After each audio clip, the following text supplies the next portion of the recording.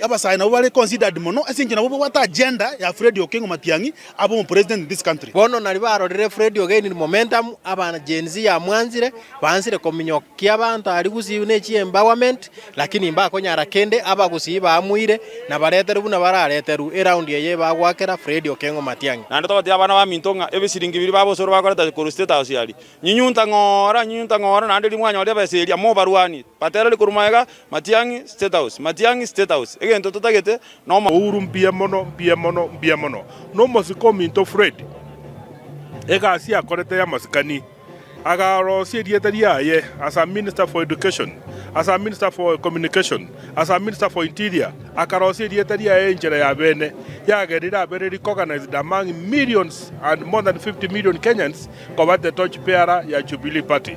Waliba minto batara make up their mind toko basawasa maskani manene bacho ineo yo minto Fred Okengo Matiang'i ebisa kubina ko bya iregete na baraba mubwatsie ndojo ko barukanga ni ntutu asariti ekereto ayo tobogambi abagusito geitera ntutweka. We cannot afford to go down in history as a community egoita omontobo orekanire nationally. Mwana itogatenenire